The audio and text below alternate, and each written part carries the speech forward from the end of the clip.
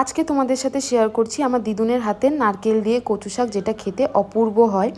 প্রথমেই দিদুন দুধ কচুগুলোকে ডুমডুম করে কেটে নিয়েছিল, আর একবার প্রেশার কুক করে নিলেই হয়ে যাবে, কারণ এটা অলরেডি জল ছেড়ে দেয় সঙ্গে সঙ্গেই।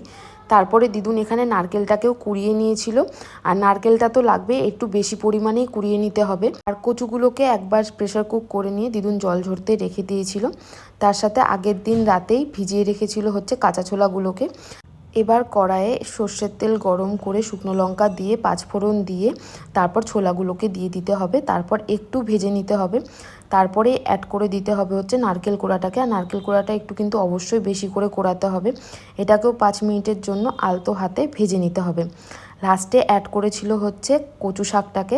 তারপর এটার মধ্যে নুন আর হচ্ছে হলুদ দিয়ে নেড়ে চেড়ে নিতে হবে অনেকক্ষণ, আর কন্টিনিউয়াস করে যেতে হবে, কারণ এটাকে একদম রাখা যাবে না, কারণ না হলে নিচে লেগে যাবে। আর এটা কিন্তু তোমরা হচ্ছে ইলিশ মাছের মাথা দিয়ে তারপর চিংড়ি দিয়ে করতে পারো, খুবই ভালো হয় খেতে। আমার দিদুন যেহেতু নিরামিষ খায়, সেই জন্য নিরামিষ করেই করেছিল। আর এই নারকেল দিয়ে কচু শাকটা খেতে অপূর্ব হয় গরম গরম ভাতের সাথে। আর নারকেলের যেহেতু দুধও বেরোয় আর একটু তেলও ছেড়ে দেয়, তাই জন্য একটু অয়েলি হয় ব্যাপারটা। লাস্টে একটু আটা দিয়ে নেড়ে চেড়ে নিতে হবে, আর লাস্টে একটু চিনি দিয়ে নামিয়ে নিলেই আমাদের কচু শাক রেডি। অবশ্যই তোমরা একবার বাড়িতে ট্রাই করো, আর নিরামিষ করলেও জানিও আর আমিষভাবে করলেও জানিও। তোমরা নারকেলটা কম বেশি করে দিতে পারো।